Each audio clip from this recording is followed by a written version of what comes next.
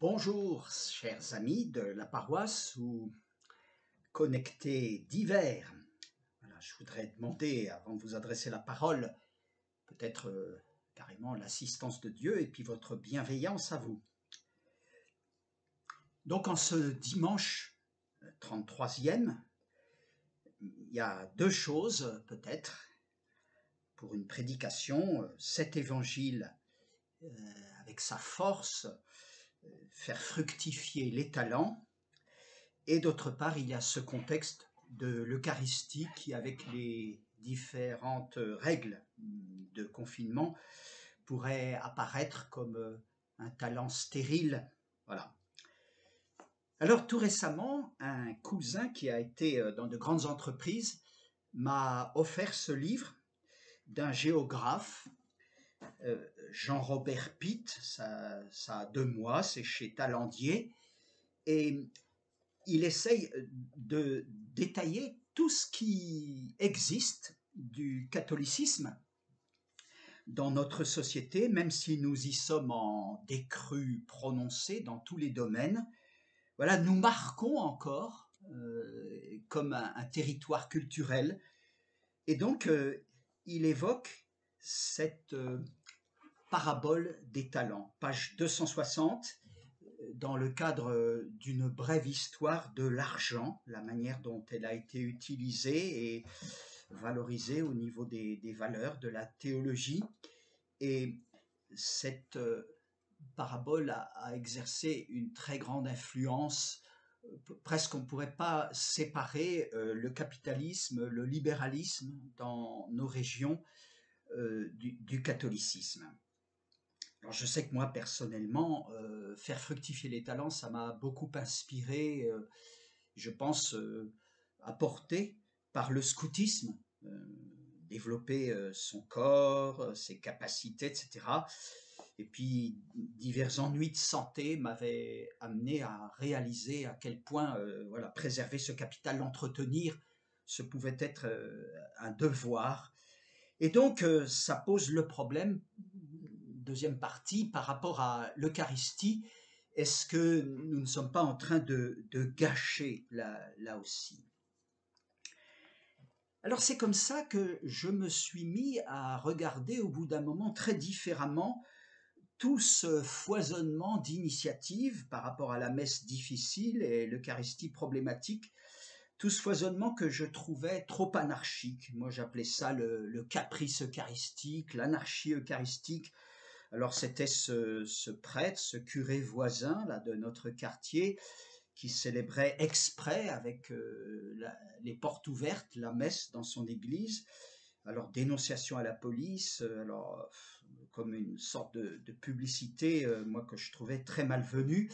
Dans ma ville de famille à Reims, on a parlé du curé de Saint-André, lié à la communauté charismatique du Chemin Neuf. Alors messe YouTube, et puis après il annonçait sa présence devant l'église pendant 1 heure pour donner la communion comme cela à ceux qui avaient regardé la messe YouTube. Et puis ce prêtre de l'entourage proche de l'archevêque de Paris, là, dont on dit qu'il multiplie, et l'archevêque le sait, les messes à la maison. Et voilà. Alors, j'avais donc un petit peu comme une impression d'irrespect, je m'étais toujours interrogé sur l'élévation panoramique de Jean-Paul II qui faisait tourner l'hostie au moment devant toute l'assemblée, à gauche, à droite, etc. Je crois que le pape Benoît XVI faisait une sorte d'arrêt sur image prolongé. Certains, du coup, introduisaient dans cette ligne un petit moment de salut du Saint-Sacrement, comme ça, au milieu de... Alors, moi, je ressentais ça pas très bien. Et puis, au fur et à mesure que ces jours et ces heures passaient, je me suis dit, ben voilà, il y a une espèce d'énergie multiple qui s'est manifestée. Prenez et mangez, voilà, tous ces gens, tous ces prêtres, tous ces évêques. On peut nommer les durs de durs, là, Monseigneur Hayet, Catnos, Ray, Ginou, Mal, voilà. Mais, voilà, troisièmement, il y a des contradictions tout de même qui sont à lever, je pense.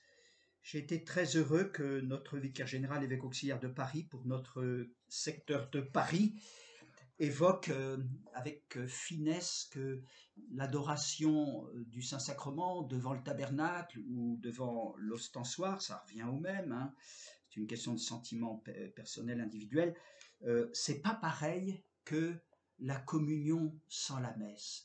Et la référence pour cela depuis des siècles, c'est la communion aux malades. Il y a tout un petit rituel qui est prévu, qui est en quelque sorte imposé, même si on le module énormément en fonction de l'état du malade et des circonstances de la rencontre chez lui.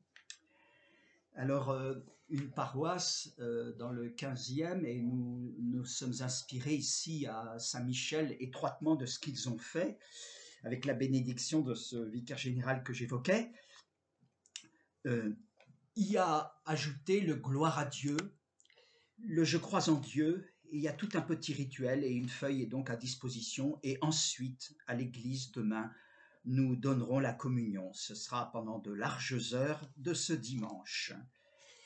Et puis, j'ai fini par retrouver dans mon fatras cette instruction pour le culte de l'Eucharistie, c'est de 1967.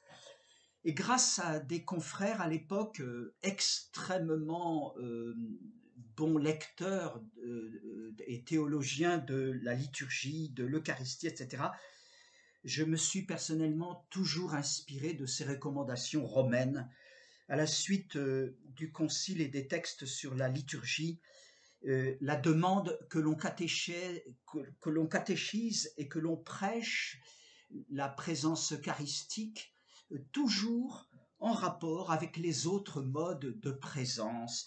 Et la présence eucharistique est dite réelle, non pas parce qu'elle la serait exclusivement, mais parce qu'elle l'est éminemment.